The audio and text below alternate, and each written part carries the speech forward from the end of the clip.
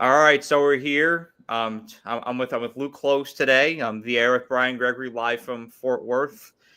Today we're going to be talking about some college football dark horses, where we both have three of them, and some Week One matchups. As we just saw, the Week One matchups, or a couple of them were dropped today. The Big 12, I think, dropped all the way out to Week 4, and so there's some pretty interesting ones. Like we've got times now, and so that makes a whole hell of a lot of difference. They and we'll dig into this, but the Fox won, Big Ten Yeah. did not win.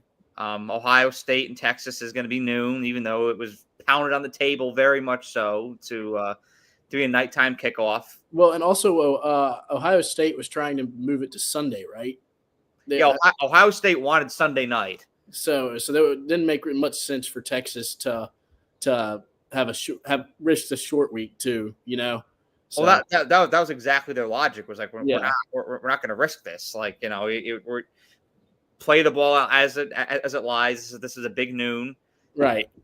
That's how we're going to rock with this thing, and that's what ended up being confirmed today. I don't know. It was a very interesting debacle back and forth. I mean, I'm personally always in favor of a big game like that being under the lights. I mean, I remember when I was actually just watching these highlights today of when Oklahoma came to Ohio State back in 2017 and Baker playing the flag for the night game. And games like that should be night games. I mean, it's so anticlimactic having that at noon, and then like that game's over, and it's like, all right, well, so look forward to. I mean, Bama and Florida State, I think, is going to be a better game than a lot of people think, but and we'll talk about that as well. But when you have the hallmark game, kicking off at noon, it's just kind of sets the bar for the weekend. Like you're never going to reach that point again. Right. You're right. And then you kind of just don't really know what to do with yourself for the rest of the day, unless your team's playing later. Yeah, I mean, there are a couple. Trust me, there are a couple of really good, really interesting games taking place that day. Like in my view, but you know the difference between how the general public views college football and how like inner college football fans view it. Like I look at Auburn and Baylor and I'm like, whoa. Right. Whereas a lot of people are like, who gives a fuck? They're both unranked. Like I look at that game and I'm like, that actually is probably one of the biggest games of this, of the first 3 weeks. I agree. No, I'm with you 100%. Because like both coaches have so much pressure on them that their jobs could hinge very much on the result of that game. And I mean, winning that game, starting 1-0, it's going to feel a lot different for one of those teams than starting off 0-1 again in a winnable game. Because it doesn't matter how you look at it; it's winnable for Baylor and it's winnable for Auburn. So you lose a winnable game early in the year, and especially for a team like Auburn, who has struggled so mightily for the last few years. I've talked to a few of their fans, and they're like super excited about the year, and then they're like, we'll probably just end up losing week 1 to Baylor anyways, and then our whole year will feel like last year. And I'm like, maybe not, but I know like it's going to be a real hit for that program, and I'm sure if I knew some Baylor fans too, that they'd be saying the same thing. Oh yeah, I mean it's both teams are just looking for something like that. They're looking for some kind of momentum to push them from point A to point B, because those are teams like in our childhoods and our high school years that were fixtures in bowl games and in the college football playoff race. I mean, was Heisman Trophy winners.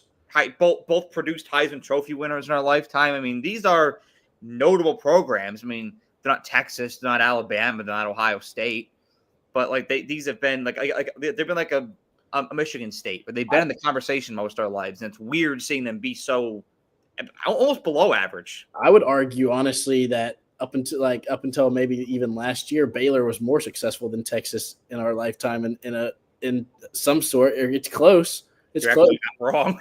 I mean, it's very close because I don't know the numbers for sure, but just off of pure memory, I would think that maybe Baylor finished in the top 10 of the AP poll more times than Texas had up until recently. I mean, the thing that Texas can hang their hat on, they do have the Natty. They do. They do have 06 was a big year for that program. They do. And trust me, they let you know about it here in this state. Yeah. Like they have that, and they do have 2 playoff appearances at this point, which That's Baylor right. has yet to have. So that is something. But if you're talking consistent year in and year out, I think it's neck and neck, and Baylor might even have it. And Baylor had some really unfortunate things happen with the program too that set them back. So it wasn't like they just fell off the map for no reason. They had, and granted, it's the university's fault for not handling it the right way, but they had some extracurricular things that really took their program back. So, but the Art Briles thing is something that nobody right. You don't want that to happen to any program. And hey, and also that Auburn Baylor game's on a Friday night too, so that's going to be a great way to get your weekend started. I forgot it's a Friday night. I know, isn't it weird? Wow. You know what? Let's just honestly, let's just start with the week 1 matchups. I'm down. Now that we're already talking about it, like let's just get it going. Let's just get it popping. Hey, I like that. We got some fluidity in the show, Yeah, we can adjust on the fly. Like now that these things are out, let's get a look. All right, SEC week 1.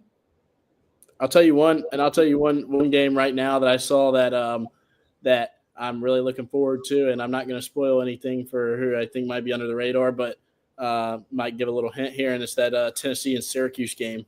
Yes.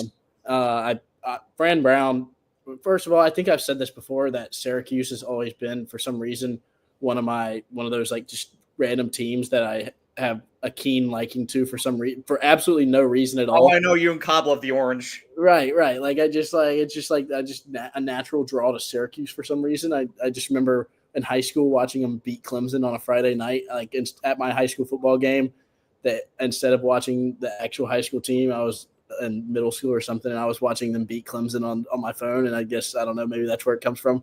But that Syracuse Clemson game, they've got both teams, Clemson's got a lot of question marks now, especially after the Nico disappearance and getting Joey Aguilar. But so they got some holes. They lost James Pierce, who's obviously a monumental part of that defense, took up two offensive linemen to stop them every play.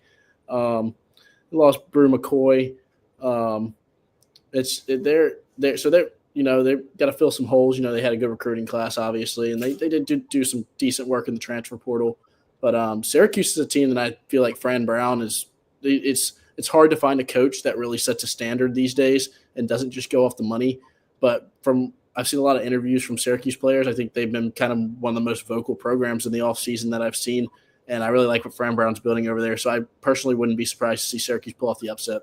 Syracuse has got some real momentum right now. They've got some tangible momentum. Like you're saying, like there's some teams, you just watch them, you see how they approach the game, and there's just a different swagger. There's a different edge about them. And I started to see that late in the season with the Orange. Right. And, especially I think that the hallmark game, and of course this is agreeable for everyone, but for Fran Brown, his first year, it was huge being able to block Miami from the playoff. Oh, yeah. I mean, that is an absolute staple. And getting that done at home, and there's just a certain glow that this team has to where they're going to be tough to contain, and they run that air raid. Yeah. Right. Yeah. I mean, and I think that when you're a team like Tennessee, it's not a great matchup. Yeah. To be facing something like that week 1, because it's different. It's fast paced. In the SEC, you are used to a certain brands of college football. It's run heavy. Like there's of course some pass happy offenses, but there's a lot of run heavy offenses, a lot of physicality. Right. Syracuse plays a little different. They play a little faster, and it's an approach that can take you off guard. And then mentally, you look at that and it's like, oh, it's Syracuse. It's the basketball school's football team. Like I think that mentality can seep in sometimes, but people forget like this Syracuse team they're never an easy out. No. The past couple years, even with Dino Babers, like the past couple of years. I love my boy Dino. I know. I respected Dino. I fuck with Dino. He's a good guy, not a great coach, but great guy. He is. He was one of those guys. I really pulled for him when he was there, and it didn't work out. But I really pulled for him. But like, how do they play against their best competition? Their best competition was always Clemson in that conference, and they're always a thorn in Clemson's side. I mean, I remember one year when I was at Alabama. I want to say it was 2022. I was glued to the game. Like, they almost took Clemson down. Yeah. They actually managed to beat them back, and I think it was 2017.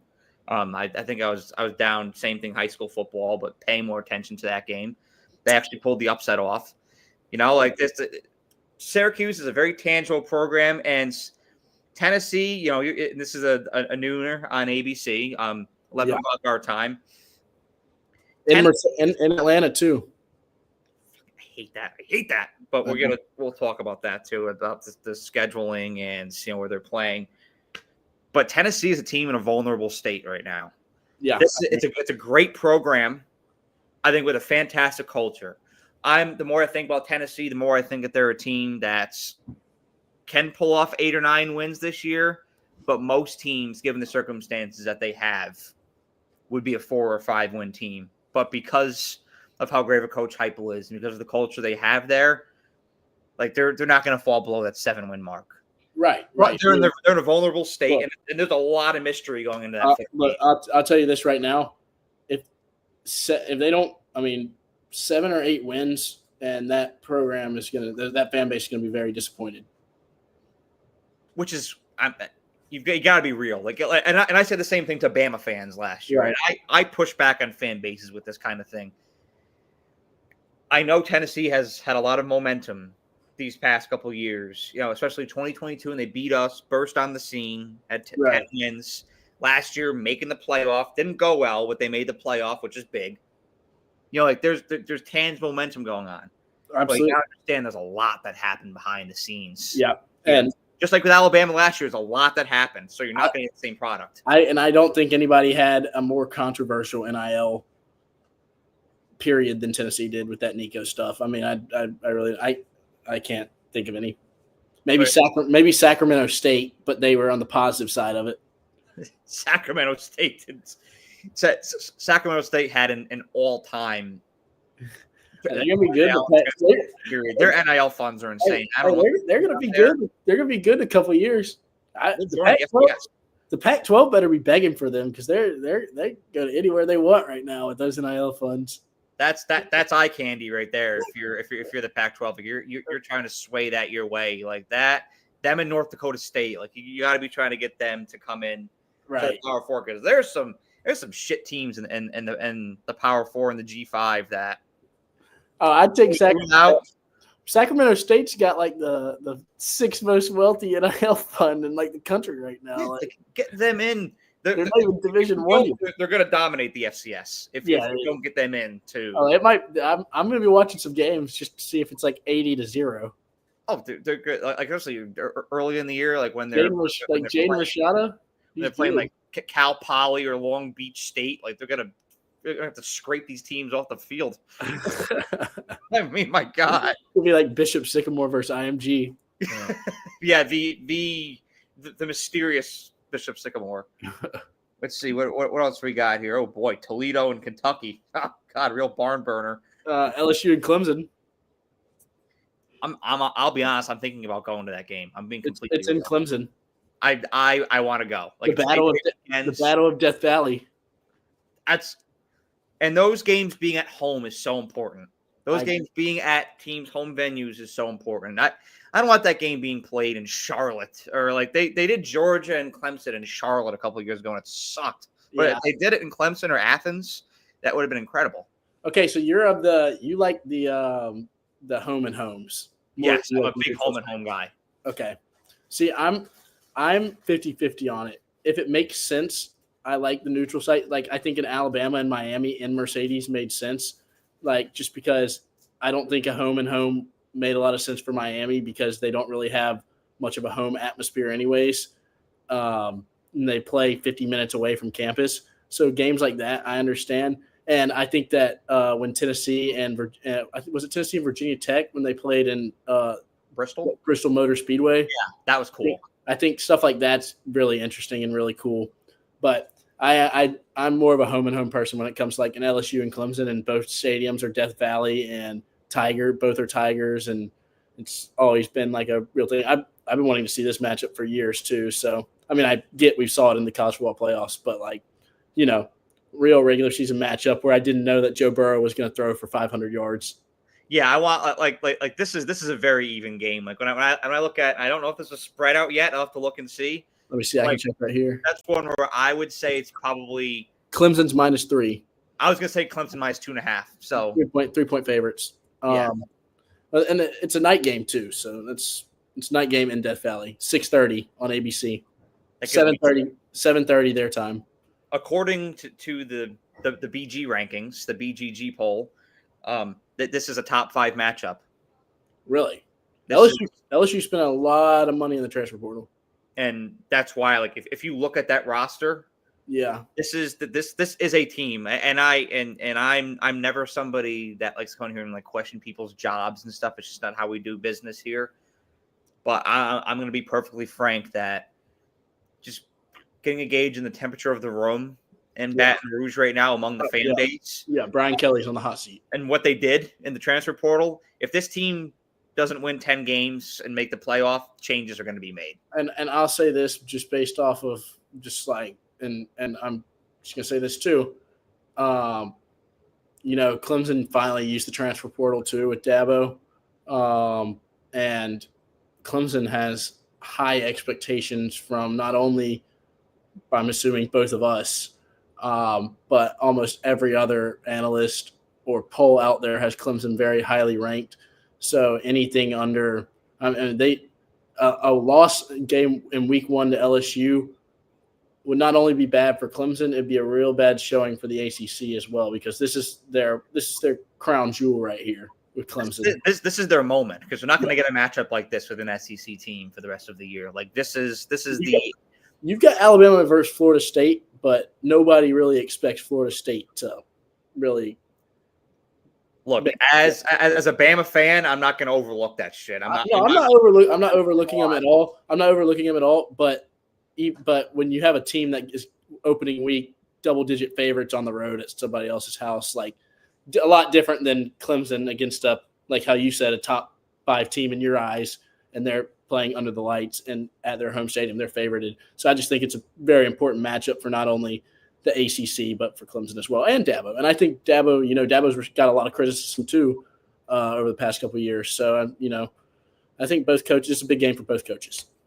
Yeah, I'll be honest. This is for Clemson. This is a massive game, but I also think that, like, I'm in the group of people that, like, I actually kind of see the genius of what Clemson has done the past couple of years. And at times I was kind of critical of what they're doing with the portal.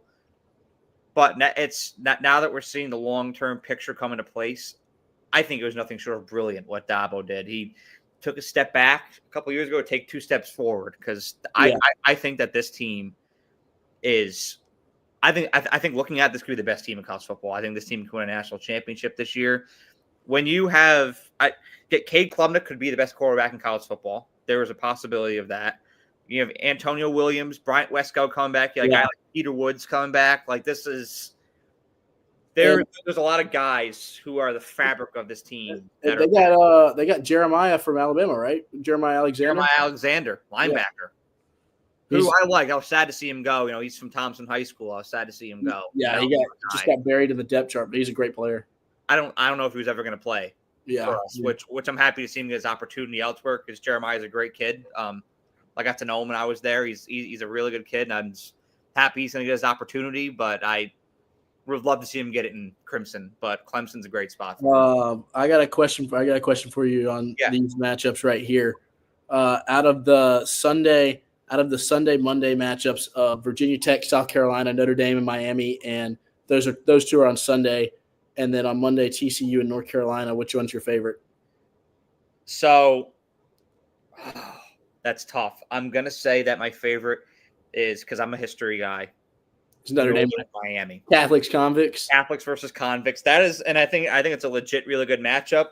But I want to say, I'm about Virginia Tech and South Carolina, I probably would have said, well, no, probably still Notre Dame, Miami. But that game pisses me off because those, in my opinion, are two of the best traditions in college football: Sandstorm and Enter Sandman. Yeah, And you know where this game was being played? in Atlanta. Atlanta. Why? It infuriates me. That's where it's being played. I bet it's being played. I don't know if they're doing like a 2-game series or not, but maybe it's being played in Charlotte next year. I mean, it could be Charlotte or Nashville or some bullshit. Like I don't know. But those are two of the best environments of college football. I'm not going to see them. Stop putting highly rated games in Nashville. That's. I mean, like, no, I don't. Nobody even really watches the Music City Bowl. Oh, Everybody goes up there to have a good time and party, and most of the time forget they even have tickets to the game. and the same with Vegas. I'm going to say the same about Vegas. Yeah, I'm not. Yeah, They had the USC LSU game there last year. I'm like, I was in Vegas for that. like people go there to drink. I was in Vegas for the USC LSU game. Me and Cobb actually were. We were in the sports book, and there was more people, and the people in the sports book were louder than the people in the game. You could get a ticket for like $20 to go into the game. It's just because the stadium's so far away from everything, and it's just so hard to get there. And so people are like, "Oh, I'll just drink and watch it in Caesars." And you can do the same in Nashville, like because it's over the river, it's over the other side of Cumberland, and so most people are just over on Broadway. Like I'm gonna post up at Kid Rock or something, or Morgan Wallen's place, and watch the game there. Like there's not much of an incentive to go over there. Like it's just, and then you've got two teams like USC and LSU have no connection. Well, not many things have connection to Nevada. It's just it's an interesting state. Like there's just like a transient state, but like there's no real connection with like USC and LSU there. It's just weird. So that was weird. That was a strange one. It was a great game, but it was just like the dynamic was just the atmosphere was not very strange. Imagine that in a either Baton Rouge or USC, like just like LA. Just imagine instead of Las Vegas with half the stadium full. Oh, just think about the pageantry. I mean, being in the swamp, the most intimidating place in college football to play, or the Coliseum, one of the most romantic places to play. Like that would just from the college football buff standpoint, like that's just it's a beautiful thing. What's your favorite matchup of those three? I'm gonna go with South Carolina and Virginia Tech, just because like I know Miami and Notre Dame is like the headliner and everybody's watching it, but like in my opinion, neither of those teams like I like that. I mean, maybe that is my favorite matchup, but I'm more interested in South Carolina and Virginia Tech because I have less of an idea of what I'm going to get with them. Yeah, there's more ambiguity there. And I was really high on Virginia Tech last year. They were actually like one of my I thought Kyron Drones was like in my high listen to this. So like my dark horses were Virginia Tech and West Virginia last year. So not very high, not high credibility. But I really like Kyron Drones, and I was like, all right, but I mean, we'll see. I think Virginia Tech is going in the right direction, and they're like a team that when we were younger, they were always pretty good and decent, and always played in high caliber matchups on opening weekend. And South Carolina, I think South Carolina is going to be pretty good this year. So I'm interested to see if they can take care of business early against a team like just if you're South Carolina, you need to put the foot down early. Basically, is what I'm saying. That's who I'm less interested in Virginia Tech, more interested in South Carolina, especially after losing to Illinois in the bowl game last year. Well, they're one of those teams where like momentum is everything right now, right? And this is either going to go one way or the other for them. Like this game is going to set the tone for them and how their season's going to go. Because last year, South Carolina had a very slow start, but they got into it as the season went on. Like they got into it in an incredible groove. I mean, losing to Illinois to end the year wasn't great. And granted, it was one of those wonky bowl games where guys sit out and shits. Like I don't put too much value in that, but beating Clemson was huge. Beating A&M was huge. Yeah. there were a couple games last year where I was like, whoa, this team, if this team plays like this, they're going to live up to their full potential. Well, also you got to think about it too. South Carolina, they've been decent before or whatnot, but this is the year where people are expecting them that they have all the talent in the world to maybe take that next step, maybe challenge for a playoff spot. And I don't know. See, I'm more interested in that than I am because I know where Notre Dame's going to be at the end of the year. Yeah. They have a decently light schedule, and they'll struggle with one team that they're not supposed to, maybe lose to them. They might lose another game somewhere down the road, but they'll end up in the college football playoff. I really am kind of interested to see. I've seen a lot of interviews with Mario Cristobal. I think he did an interview last week, like a really extended interview, and he had a lot of good clips in there talking about what he thought went wrong last year and how he changed that and changed his strategy. But I've heard Mario Cristobal say this for about 10 years now. So until I actually see it on the field, I'm not going to believe him. He's one of those guys that I just don't believe can get over the hump. And I know, like you said, don't really challenge people's jobs because it's just not the right way to do it. But I have like a group of coaches where I really just would never like bet on them to get over the hump, and he's in that. But so if he does, I mean, props to him. But that's kind of why I'm less interested in that Notre Dame Miami matchup because I feel like I kind of know what I'm going to get. Yeah, there's an expectation, like you say, look at Notre Dame's schedule. They're going to do the Notre Dame thing. Yeah, I don't think they go as far in the playoff this year as they did last year. Like I think they went on a little run. They had a little heater last year, and they had some good favorable matchups. I mean, Indiana was big getting that one. You had a Georgia team that just like they won the SEC, but they lost their starting quarterback. Never really got into like a groove. Like they're never consistent last year. They just Penn State threw the game away. Right. And Penn State did Penn State. That's who I put in that. And I know they're supposed to be incredible this year, Penn State. But James Franklin, until he does it, I'll put him in that same category as Mario Cristobal. He's a little bit ahead of Mario Cristobal just based off results. But I mean, last year, that team could have won it all. I don't know if they could have beat Ohio State, but I think they would have played them closer than most teams would have. Their roster. And that's what I said about Penn State for years, and people push back on me like more than you would believe when I say this. But Penn State has produced some incredible talent. Oh yeah, in these past few years, and so there's no reason why they just made their first. You look at some Penn State teams, and you're like, how? Like you look at the players in the pros, and you're like, all these guys play together, and you're like, how are they this unsuccessful? I don't know how it hasn't taken off yet. I really don't know how it hasn't taken off yet. Like maybe it is. Maybe this is the start of it. This could be it. Like maybe last year was a momentum boost, but they are very much a team like that, and I have those of mine out there too, where I need to see it to believe it. Like I'm not going to be putting them on top of my polls or winning that. I'm not doing any of that until I actually see it happen. I do want to have a note about the Monday game, TCU in North Carolina. Yeah. First of all, go Frogs. We're on that side of the Metroplex here, Worth, and so this is purple country out here. All right. With that said, I actually think that I think TCU is going to turn some heads in this game. This is really this is almost. I think this is like the opposite of the Colorado TCU game. It's fascinating seeing this because one of the big media fueled storylines this offseason is Bill Belichick. Yeah. In North Carolina and the girlfriend. It's just like all the off-field shit you saw with Colorado going into 2023 with Coach Prime and Shador and da-da-da-da-da. And they started with TCU, and it was here at Amon G, and we know what happened there. Everybody was focused on Colorado. Colorado pulled it off.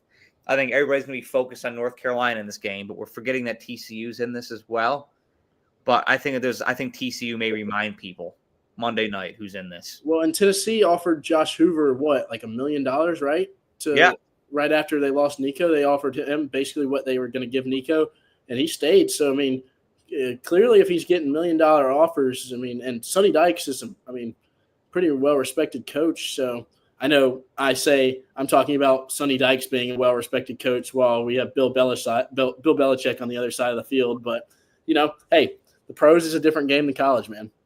I don't know how it's going to translate. Like North Carolina is exactly like Colorado, but we genuinely have no idea. But their roster is not very good. Yeah. Gio Lopez, I'm sorry. If he's going to start at quarterback for North Carolina, they got some serious problems. He's played at South Alabama. I saw him play at Jacksonville State, I believe, before that, or maybe it's flip-flopped. But so he's been all around the state of Alabama, and so naturally I just get to catch him just because, you see a South Alabama game from Alabama. Why not tune in? And I'm not always impressed, so I don't know if he's Power 4 level, and I don't have the highest expectations for North Carolina this year. I think they do have somewhat of a favorable schedule, but I'm with you. I personally, if early prediction right now, I see TCU pulling it out.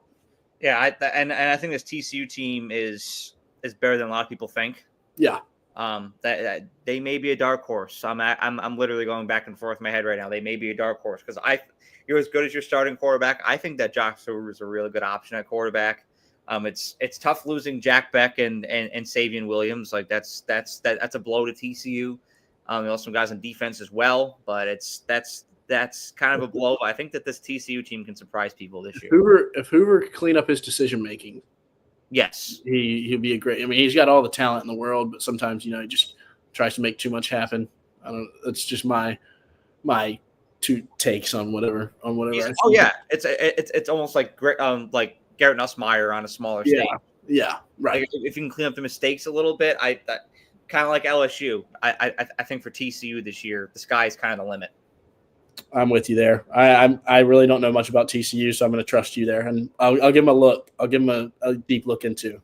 Yeah, I've been looking into a little bit of just being out here and being in the frog country. I'm in frog country. Naturally, I'm going to take some interest, but I look. Don't get me wrong. I don't think they're an Arizona State or a Texas Tech caliber team this year. But I or even Kansas State. But I do think that TCU could be in the conversation.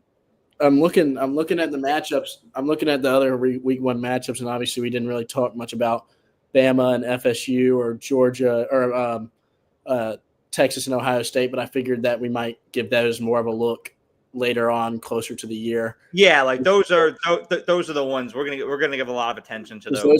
Those are also the ones where we've got a lot to say about them. So. Yeah, we know like those are going to be a big can of worms and something that we're going to address. I mainly just want to put the ones out there that people don't like. People are going to kind of forget about. Like I'll be honest. Like until I started doing the research this week, I kind of the Notre Dame Miami one kind of slipped my mind. Yeah, well, yeah, I saw some edit about it, and I was like, oh, yes, they're playing on Sunday night. Yeah, it's like I'm unless something's like in my face about it, like saying this is happening. It's going to kind of slip my mind. In Hard Rock Stadium.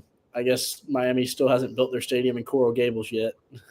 Maybe they will by 2036. Yeah, it's just disaster. Maybe they will, but by the time I get my AARP card, who knows? I'm telling you, I don't think a program can build momentum until they have a stadium on their campus. I mean, I'm tired of watching the Hard Rock games. Like, yes. It's like half full and like it's a soccer field. Who gives a shit? Like it's just like.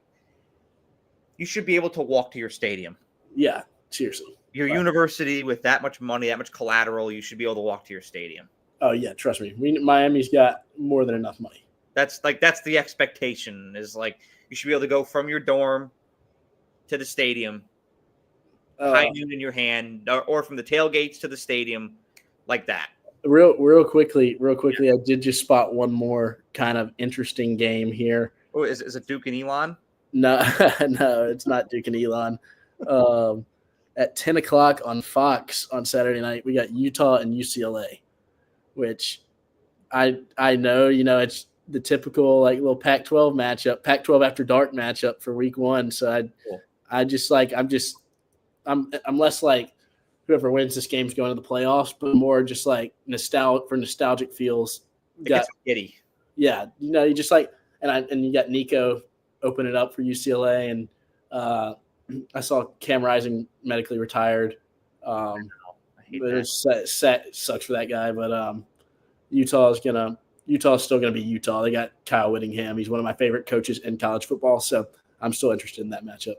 It's really gonna be interesting, especially with like Deuce Foster's second year. Like last year, definitely wasn't phenomenal. So I want to see how the Bruins rebound this year, and it's just.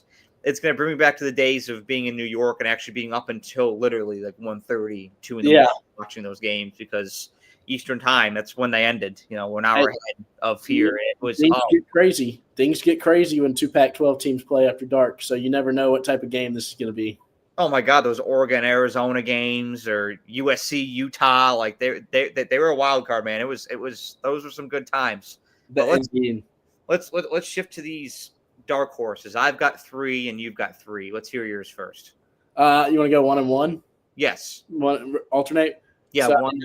I texted you. I texted you this a couple of days ago, and we got this all set up and figured out. My first dark horse is Washington. And it's more because of the parallels in head coach Jedd Fisch. I love Jedd Fisch. I've been a Jedd Fisch guy. I can't say for forever because, he hasn't been around for forever, but I followed him at Arizona because after Kevin Sumlin drove the program into the ground, I always kind of enjoyed Arizona, like Scooby Wright back in the day. Players like that, oh my God, I can't believe it. They had that one quarterback. I can't believe I'm forgetting his name. Joe Solomon. Yeah. Solomon. And so Jedd Fisch went there, and he went. I think the first year he was there, they had like 1 win, and then his second year they were like 6-7, and then they won 10 games. And I mean, you saw how different Arizona looked last year without him. The same guys, but just was a different feel around Arizona. Well, Washington, I think, had a lot of bad, uncomfortable situations last year. One, they were coming off of a national championship loss. Obviously, they lost their head coach, their OC, 3 starting wide receivers, and their future star wide receiver, Jeremy Bernard, to Alabama. I guess they had a lot of games that were tough, that were on the road, in a new conference, learning how to figure out the travel all the way across the country. So I think that they were just an uncomfortable situation for the program, and they didn't have everything quite figured out. And, it's not all the program's fault because obviously DeBoer went to Alabama, Ryan Grubb went to the Seahawks, and you saw how Michael Penix's potential in the NFL. So, but, they've got a good roster. They've got a few guys coming back that I like. I think we both mentioned it, that they looked a little bit more comfortable towards the end of the year playing, and it looked like they're starting to build momentum. And the record wasn't terrible. And it seems that with a Jedd Fisch team, that they always tend to take a step up when you least expect it. Mm-hmm. And I think that this is a prime position for Washington because they don't have all that hype and all that drama surrounding their program anymore. They've been under the radar all off season. Nobody's talking about them. And I think they really do. The Big Ten's going to be tough like it always is. But I think that they have the potential to be like one of those Indiana teams last year. You never see it coming unless you understand what somebody like a Jedd Fisch is and the impact that he has on a program. And I mean, you look at Washington last year, and that's something that I like to look at with these teams because I think that it can get lost in the ether throughout the year. Like you can evaluate it in the offseason, but then during the season we get so caught up in results that we fail to add context a lot. And then after the season, when we reflect, we bring that back. Yeah. But when I look at Washington, it's almost like you almost compare it to an Alabama. Yeah. Where like everything that could have possibly gone wrong and that could have possibly been against you was there. And sometimes you have those seasons. Sometimes you have seasons where it's like a fresh dewy meadow and the blue skies are out and every little thing is going your way. Like that's just football. Washington, every bad thing that could have been stacked against them was. Yeah. New head coach coming off of the high of a season like they hadn't had since 1992. Yeah. All those skilled players to the NFL. New conference, new head coach, everything that could have possibly gone wrong did. Yeah. And they still managed to have a somewhat successful season. And now this year, you go to year 2 where you're acclimated to travel. You're acclimated to your new opponents. There's a system in place. There's an expectation in place when it comes to Jedd Fisch and his program. Right. That's huge for a team like Washington going into a second year. And so, like I said, Washington last year, one of those teams. it's just like going uphill the entire time. Yeah. My dark horse is a team who I have as a dark horse because they don't have those barriers. Interesting. And it's the team I made a video about the other day, the Illinois Fighting Illini. Interesting. I saw it. I peeped. Their schedule is very favorable. They have a great November, where I don't know if they're going to see a ranked opponent in November. They may, depending on how Wisconsin is this year, but I don't think they're going to have a ranked opponent in November. They don't have to see Oregon. They don't have to see Michigan. They don't have to see Penn State. They get Ohio State at home. It's huge, and they're one of those teams that built momentum last year. You know, Brett BLM, I know you're a huge fan. he really started to build a culture there. Yeah. Illinois, I can see being in Indiana last year. Where do I actually think they're going to go far in the college football playoff? No. But based on format, they're going to get there. Because merely they're going to have enough wins to get them in. They're going to be one of those teams you get into late November. You look and they have 10 wins. And you're like, whoa, where the hell did they come from? Yeah. Where have they even been ranked at all year? Yeah, like they're going to be one of those teams, but they'll be there, and they're going to be favored in probably 9 or 10 of their games, and so there is a lot of talent on this team. Offensive line, defensive line, having Luke Altmaier come back. Yeah, there's a lot in place to where this is a good team, and they'll outman most of their opponents this year. But if you put them up against an Ohio State, or if they get to Indy and then to play like an Oregon or a Penn State, they're going to be outmatched. They're going to be double-digit underdogs. And that's just how it is for Illinois as a program in general. They're not, like, compared to them, to those programs, they're not really those guys. Yeah. But if you watch college football closely enough, you know that tier is there. Yeah. Or like those three, and especially Ohio State and Oregon, they're a factory of talent. Right. Illinois is one of those teams where if they can get things to go their way, like they do this year, 76% returning production, very favorable schedule, they can win 10 games. They can win 11 games and come out of nowhere and go to Indy. And it may mix some things up because they get into these games and they don't necessarily completely belong there, like an SMU or an Indiana last year. But they made the most of what they had and they got there. Like that's what I see in Illinois being this year. And when you're looking for a dark horse, you're not necessarily looking for somebody that's going to be plus 10,000 odds to win the national championship. That's going to win the national championship. You're looking for somebody that's going to over exceed the expectations for their program and the history of their program. So I can completely see that for Illinois. And you talk about momentum, winning that bowl game against South Carolina. It's probably one of the most important bowl games Illinois has been in since I can remember. And so, yeah, I could easily see, like I saw your video on them the other day and I gave it a listen, and I agree with the points of everything you said with how they seem set up for success. And, obviously I have my own thoughts about Brett Bielema, but maybe he proved me wrong. It's not like he's never had a good season in his life. So, maybe he'll prove me wrong, but my second dark horse, and I think this is like the most kind of safe, bland dark horse pick that I've had in a while because I've been scarred so badly after last year for picking West Virginia and Virginia Tech. I'm going with Oklahoma in the SEC. Okay. You fucker! I had them on there. I've got a backup plan, but I had them on there. John Mateer, I thought was maybe the most accurate quarterback in the country outside of Cam Ward last year. People didn't seem to like to watch a lot of Washington State and Oregon State last year. I actually found them to be two of the most interesting programs simply because of their situation. So I tried to tune into their games as much as possible.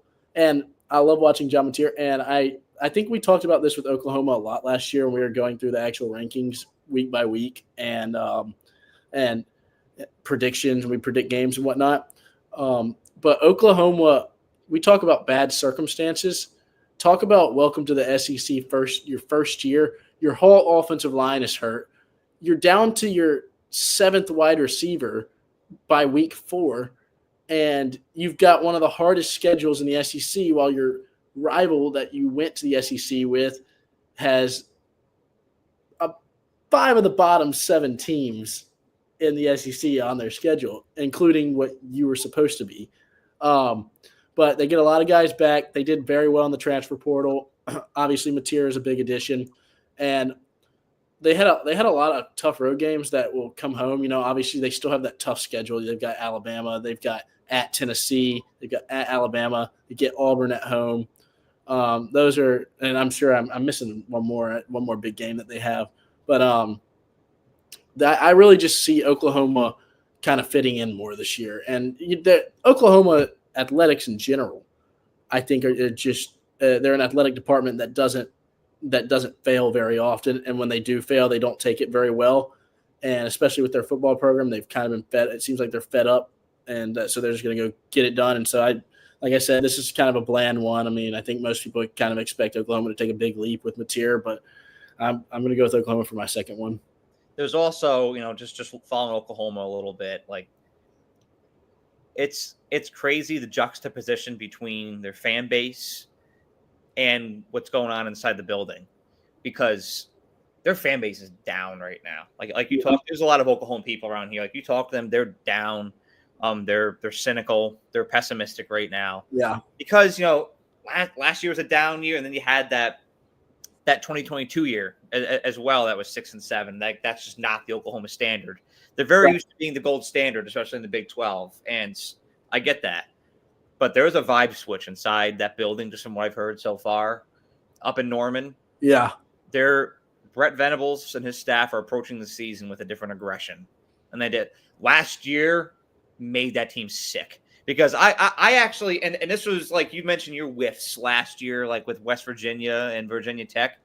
My whiff was having Oklahoma in the playoff. Yeah. I had a belief in that team, and it was valid, but so many things fell apart to where they fell dramatically short of that.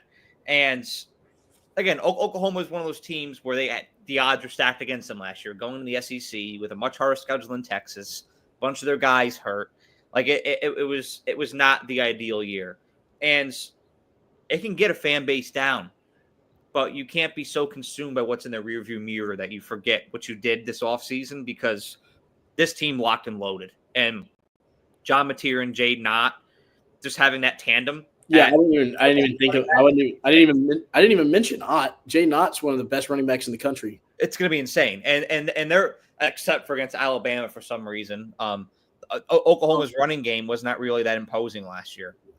Well, I was at that game, and you said the fan base is down. Yeah, the amount of times where even when they were up 17-3 in the fourth quarter, they're like their fans were like, "Oh, we're not going to win this game. I expect y'all to come back. Yeah, be up within 5 minutes. We'll make it. Y'all score. We'll turn it over, and then yeah." I kept hearing that bullshit too. I'm like, we can't complete a pass. I'm like, you're gonna win. I know you're gonna win. We got nothing. Fans were giving me beers to say high tide. That they do have some. Hey, they do Oklahoma. That stadium. I forget what their beer is called, but they have a great local beer there. Do they do the? They do the ship. They do cheladas up there, right? Where they mix the juice and beer. They have some locally brewed beer that's like, I think it's called like a Boomer Sooner, and it's a good beer if you're ever in Norman, Oklahoma, and get yourself a Boomer Sooner. Is it good? Yeah, it's pretty solid. Give it like a 7 out of 10. We've got Black Warrior Brewing. I mean, Yeah. We've got a lot of good stuff down here too. So the ciders, they got good ciders at Black Warrior Brewing. Yeah. All right. So my second dark horse team is I like this one. I like this one a lot. Georgia Tech. Like it. Thought about it. This is a team last year that everybody forgets what happens for the majority of that Georgia game. We remember how it ended 8 overtimes. They were kicking Georgia's ass. Like, it was BTA in Sanford Stadium. They had that huge win against Florida State to begin the year last year. They beat Miami last year. This is a program that was a couple bounces of the ball away from being in the hunt late in the season last year. Their returning production's in the 60s, so it's like it's in the top 20 in the country, but it's not like Illinois or Clemson or Arizona State level. Yeah. But this is a team, what's going on there right now with that culture. It's unbelievable. I mean, this program looks more together than it's ever been. I think we could really be seeing the Georgia Tech that we saw growing up come back. We got Clemson and Georgia Tech on week 3. That was always a vintage matchup, and I think you could see that be the case again. They're like I said about Oklahoma. They're moving differently inside that building right now. There's a different swagger inside that building right now, and I think that you could really see Georgia Tech, like if there's any ACC team out there, I don't think there's many that are going to compete with Clemson this year. I think Miami's in that hunt, but I think even more so than Miami is Georgia Tech. I think SMU falls off big time. I think SMU is one of your biggest fallers this year. I'm not going to lie. I think what they did last year was kind of a glitch in the matrix. You're going to get a taste of reality this year, but a team like Georgia Tech almost take the spot of where SMU was last year. Yeah, I agree. I can see them playing in Charlotte. I agree. When it comes to Georgia Tech, I mean, dude, I just love the way that their programs ran. Like how we talked about that kind of with Syracuse. Yeah. Jeff Collins, and it's kind of like another Arizona thing. Like Jeff Collins drove that program into the ground, and I know back in the day with Paul Johnson when they ran the triple option, it always felt like Georgia Tech was like one of those teams that you didn't want to see on the schedule. And then early 2020s, late 10s, they kind of fell off a little bit as they're trying to find a new identity. I fully believe that they have found a new identity, and I agree with you there because I almost said them instead of Oklahoma.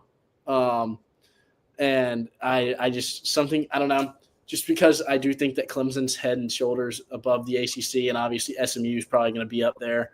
And I expect like Louisville to be decent and all that. And so Miami. So I'm not sure how Georgia Tech shakes out in there, but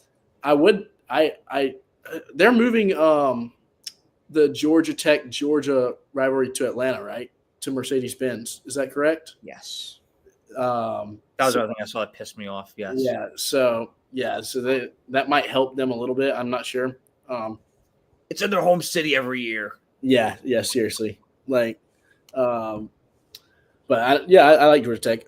For my third sleeper, I don't know if you're gonna really like this or not, and I don't know if many people who are watching this are gonna like this. This is gonna be my real risky one. I like Colorado. And yeah, I'm a ginormous Caden Salter fan. I watched a lot of Liberty last year just because they usually played on Thursdays or Fridays, and I'm bored and I'm doing schoolwork, and I'll just throw the Liberty game on and watch it because they're usually undefeated or whatnot. I think the biggest. I know losing Travis Hunter is going to be hard and difficult, and they lost Jimmy Horn. Yeah, they lost Jimmy Horn. And Will Shepard. Mm-hmm. I know they lose a lot of returning. I know they lose a lot of production from last year, but I actually think that maybe a reset's good for this program. This is Deion's first year without having his kids on the roster and without having a narrative around him. And I think that without all the national attention, there's going to be a lot less pressure on him. Obviously, you lose a generational player in Travis Hunter. That's going to be always difficult to replace. But like you said, like we were talking about, I'm not expecting Colorado to go out and win the Big 12 and win the national championship, but I am expecting them to be better than people think. And I think that I think maybe even the narrative behind Colorado, the hatred and how polarizing they are, I think maybe it could be a shift into a positive effect instead of the negativity that came with it. So I think when I'm looking at in terms of public perspective and Deion Sanders and his program as a whole, I actually think that there could be a big shift with this Colorado team into a likable program. And I can't believe I'm saying that, considering I'm one of the biggest Colorado haters on the planet. Well, you know what I call that? The KD effect. Yeah. He's one of those guys where he'll be in the limelight and he'll be polarizing for a while, and everybody will have an opinion. And then he'll kind of fall out of it for a little bit, and then people are like, "Oh, I kind of like that KD guy," and then he's back to being up again. I can see the same thing happening for Colorado here, and like this is, to your point, it's going to be merely about football now. Yeah. Only about football now, and I think that if you're within the walls of that building, it's refreshing because, of course, like does Deion play into the narrative and the drama? Absolutely, he loves it. That's his calling. He lives off of that. Like he is Mr. Controversy. I respect everything he's doing. Like it's been great for that Colorado brand. It's got them attention they haven't gotten in years. Yeah. But if you're other like position coaches on that team or players, like it can be exhausting, all those eyeballs being on you all the time, the questions being asked about you, because especially when you're trying to build a team and there's so much about just Travis Hunter and Shador. If you're a lineman on that team, if you're an edge rusher, it's like, fuck, like nobody cares about me. But now it's going to be more of a team. And I kind of like that, going back to, I can relate this to Alabama. Reminds you of that 2023 team that we had. Because in 22, I'll never forget it, the expectations were yay high. We had that year we were not supposed to make the Natty, and we did. So the expectations were way the hell up here. You had Bryce coming back. You had Will Anderson coming back. You had Jahmyr Gibbs from Tech. The expectation was just way the hell up here. Yeah. And we dropped the ball, losing to both Tennessee and LSU that year.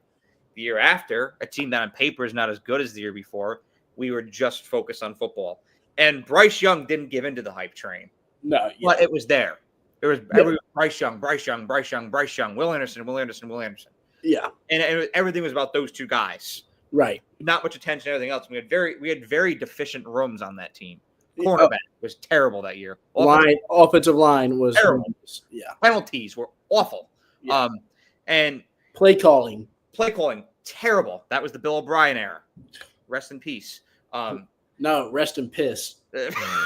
yeah, you can say that again. Sucked. That Colorado offensive line has been an issue for a while. It got better last year, but it was still kind of an issue. And they've got they spent a lot of money on the offensive line in the offseason. Yes. And like now they can actually focus on the growth of these rooms. And so I think you can see Colorado come to a more complete form of itself this year. And I'm excited to see it. I think that it'll be refreshing because I'm not a narrative guy. I'm a football guy. And so I'm going to be refreshed to see a team like Colorado. I'm torn for my third one because I had Oklahoma, but as my third dark horse. But there's two I'm going to toss into the ring here. I'm going to break the rules. I'm going to toss two into the ring here. UNLV. Thought about them as well. For a lot of people forget, Dan Mullen. Dan Mullen. They've got some returning production. They're going to be the biggest thorn in Boise State's side this year, and they may actually have a legit chance of beating them. They may be your G5 team in the playoff this year. There's a couple others out there. JMU could be it. Never count out Boise State, but I really do like what they're cooking in Vegas right now. And then the other one, I maybe kind of a homer on this one. I'm going with the Horned Frogs as the other one. That is a team that could come out of absolute nowhere and be a Big 12 contender. And they lost a lot of guys last year, but there's no eyeballs on TCU right now, and I think they kind of like it that way here in Fort Worth. And so, in a very congested Big 12, I've got my favorites. I'm heavy on Arizona State. Tech on paper, you never know with them. Yeah, I agree. On paper, this should be a team that's in the race to go to Arlington. Yeah. Kansas State, Colorado, BYU, it's deep.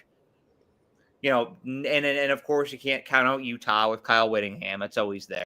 Yeah, they're always just somebody you don't want to see on your schedule. Yeah, I mean they're a pain in the ass. Utah just plays a brand of football. It's hard to You might beat them, but they'll beat you up. Yes. Oh yeah. No, like they're gonna leave you hurting after that game. And then TCU.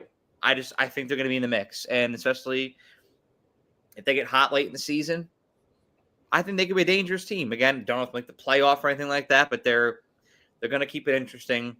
They're gonna be in the conversation, kind of like Oklahoma in the SEC. They're gonna be one of those teams that nobody really expects to be there at the end of the year, but they're gonna be around. So those are my dark horses: Georgia Tech, Illinois, and then that split with UNLV and TCU. And I'll go and I'll say mine Oklahoma, Colorado, and dude, I can't remember who I said on the first one. I'm sorry, guys. I've been a little under the weather recently. Oklahoma, Colorado, and Washington. How could I forget Washington? That was Jed Fish. Less Washington, more Jed Fish. I'll say I didn't want to throw him in there because I'm going to save my hype train for them for a little bit later, but Syracuse as well. They're on my radar. We've already talked about them though, so. Yeah, Syracuse is like a Georgia Tech for you, where I thought about it, but I didn't put them in because I was thinking maybe you would. But I Syracuse with Fran Brown year 2, I think that can catch some people by surprise. I agree. Well, we got a game to watch here. It's time to watch the Pacers seal this thing up. That's what we're about to do. Yeah, let's go Pacers. Yeah, go Pacers. Fine, dude. I'm so tired of the Knicks, man. I'm tired of the bullshit on Instagram. Like every time they want to open up on Instagram, like people going crazy in the streets and shit, and like dude, the fans act like freaking imbeciles. Like they beat my Celtics, so I'm not very happy with them. Oh wait, I forgot about that angle. Yeah, and I being from Alabama, know a lot more Knicks fans than you would think. Well, isn't Cobb kind of big on the Knicks train? I don't know. I don't know how much basketball Cobb really watches NBA, but he's a Clippers guy. Yeah, that's right. That's the one. Yeah. But I've got a lot of friends that I got a lot of phone calls to return if they lose tonight. So, and I hope you do it. I hope that Halliburton, Nembhard, Pascal Siakam, and the boys pull it off in MSG nonetheless. Like that is just poetic justice. Pacers have been better on the road in the playoffs than they have at home this year, so why not? They're a scrappy team. I mean, let's face it, like whoever wins this is going to get mollywop in the next round anyways, but I would like to see, just because of the storyline between the two, historically, I want to see the Pacers put the Knicks away. I agree. Well, it was great having you on here, Luke, and for those of y'all listening, we're going to be doing this again here very soon because there's a lot going on in our sport right now. Playoff format, SEC, Big Ten, like there's a lot going on right now. So the next episode may be a little bit heavier as we talk about that. We may be getting into the nuts and bolts, that kind of stuff. But we're going to be having you on here again very soon. We could talk about that. All right, and people think that college football sleeps. They're wrong. College football never sleeps. It's May 29th. We're still 3 months out. It's May 29th, and we have the SEC commissioner wondering if he should leave the NCAA. So it's just beginning. Yeah, it's going to be a crazy. The end. It's just beginning. It's going to be a crazy summer. I think this is going to be the beginning of a powder keg. Like I think we're going to have a lot of shit to talk about. Mm-hmm. I agree. Well, thank you for coming on, Luke. You have a good rest of your day. And from Fort Worth, this is Brian Gregoire calling out.